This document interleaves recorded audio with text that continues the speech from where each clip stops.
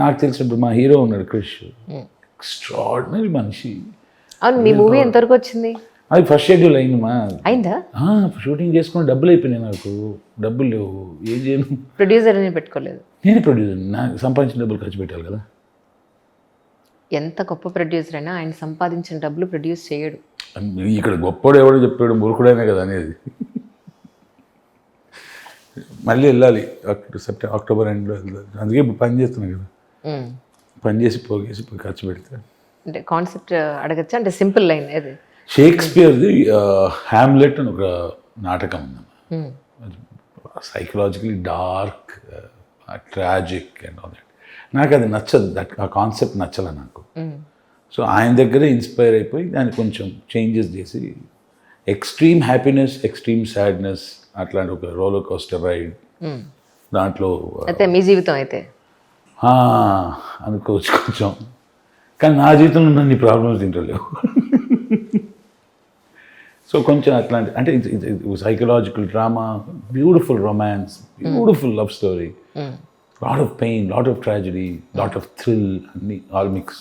అంటే ఓటీటీ కోసమా లేకపోతే బిగ్ స్క్రీన్ కేనా?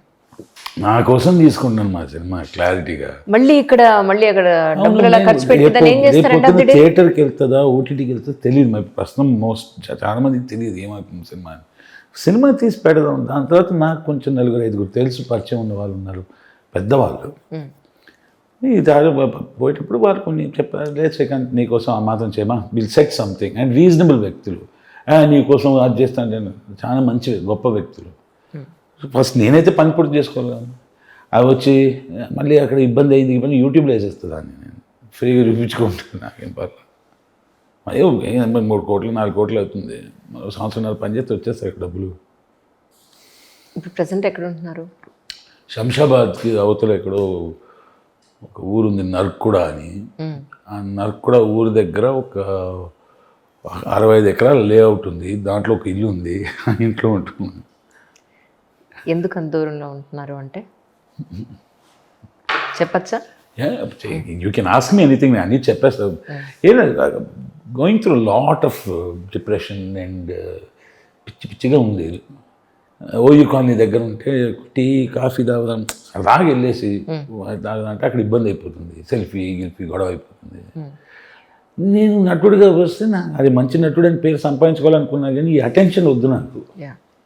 అంటే నేను టీ తాగడానికి వెళ్తే హాయ్ హాయ్ అంటే నాకు పర్లా, సార్ సెల్ఫీ గిల్ఫీ అంటే నాకు అది ఎందుకురా ఇవన్నీ నాకు వద్దు, నన్ను వదిలేయండి అనిపిస్తుంది.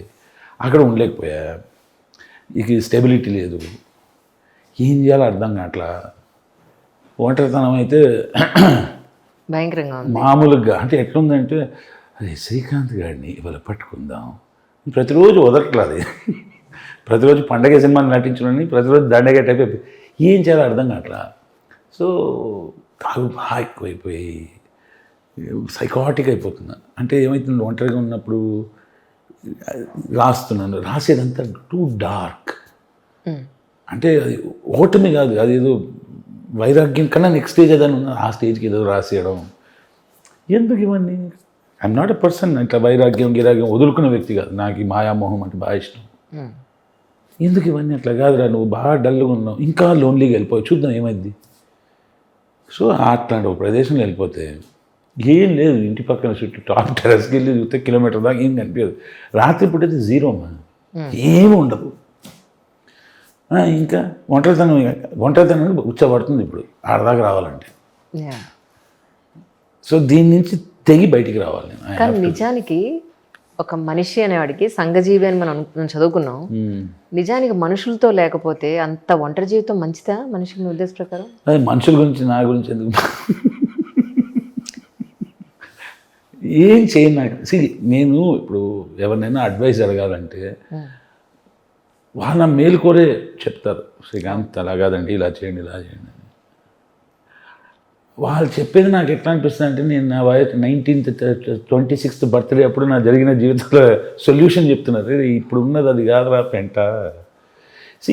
సింపుల్ మా నాకు నా జీవితం ఇంత చిన్నది.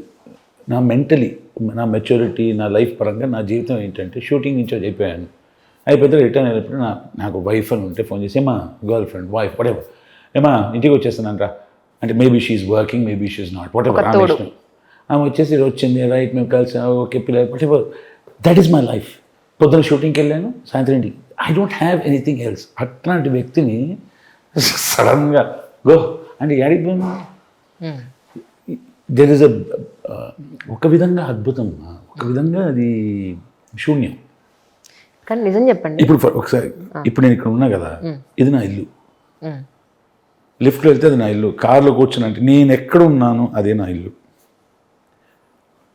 ఇంకో ఫిలాసఫీలో ప్రతి ఒక్కరు ఒంటరి కానీ వస్తాడు ఉంటారు కానీ ఇవన్నీ ఉన్నాయి కానీ నాకు I'm not a person like that.